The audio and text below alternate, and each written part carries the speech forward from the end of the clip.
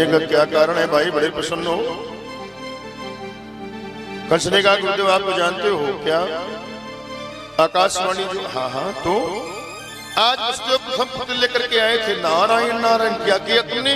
अरे गुरुदेव मैंने उसे देखा तो विचार किया ये मांस का लोथड़ा है, मेरा क्या बिगाड़ सकता है?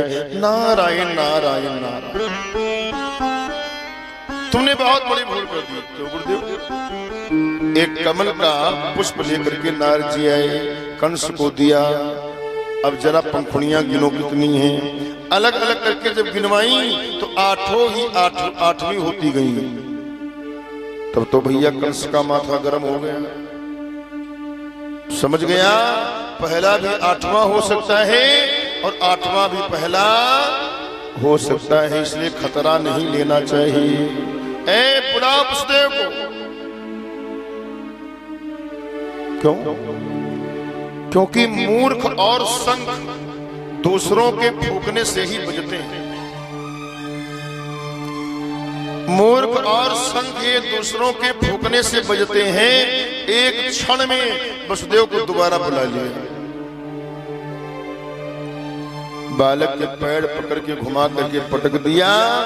इस प्रकार से कंस के हाथों देवकी के 6 पुत्रों की हत्या हुई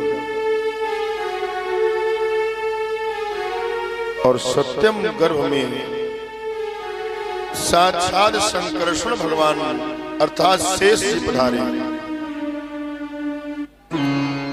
भगवान ने योग माया को बुलाकर कहा देवी एक काम करो। क्या?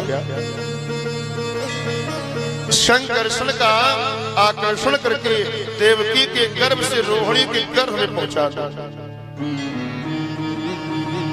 और तुम यशोदा की पुत्री बनकर के पहुंचो। मैं देवकी का 8म पुत्र बनकर के आ रहा। देखो कंस तुम्हें साधारण कन्या समझ करके मारने के लिए चलेगा तो तुम एक काम करना, अष्टभुजी बनकर के प्रकट हो जाना और फिर देखो तुम्हारी कितनी पूजा होती है। दुर्गा मैया, चंडिका मैया, शारदा मैया, अंबिका मैया, कात्यायनी मैया, अनेक मैया बनकर के घरों में पूजोगी। वर्ष में 2-2 बार 9 दुर्गाओं में तुम्हारी जय जयकार होगी। भगवान का यह वचन पाकर के योग माया प्रसन्न हो गई और योग माया ने वही किया है कि प्रभु ने आदेश दिया। कंस को भ्रांति हो गई कि देवकी के 7म गर्भ का पतन हो गया है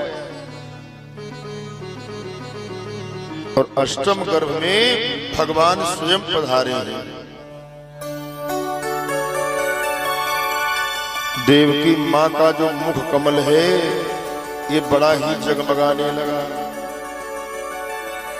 इतना तेज मुखमंडल पर आ गया कि बंदी गृह का अंधेरा दूर हो गया।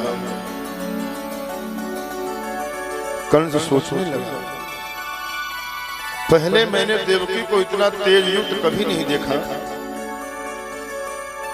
क्यों नहीं इसे मार दूं? मैं समझ गया देवकी के गर्भ में मेरा शत्रु प्रविष्ट हो गया है। कंस ने भी देखा तो सोचने लगा ये देवकी पहले मैंने इतनी सुंदरी और तेजस्वी कभी नहीं देखा। इसका मतलब है जो मेरा प्राण हरता है वो देवकी के गर्भ गुहा में आ चुका है। अब ऐसी स्थिति में मुझे क्या करना चाहिए? एक ही उपाय है, क्या? मार देना चाहिए। कंस फिर सावधान होता है, नहीं नहीं ये केवल स्त्री नहीं है, ये स्त्री नहीं है, मेरी बहन है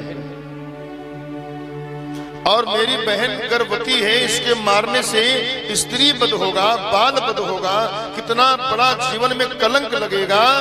अरे मरना तो एक दिन सबको पड़ता है, पर मरने के बाद मेरे जैसे पापियों को ये दुनिया वर्षों तक गाली देती है। अब देखिए ये कंस के विचार, कंस के मन में कैसे विचार आ रहे हैं, क्योंकि देवकी के सन्मुख खड़ा है तो हरि का सामना हो रहा है। गर्भस्थ गोविंद के सन्मुख खड़ा है, इसलिए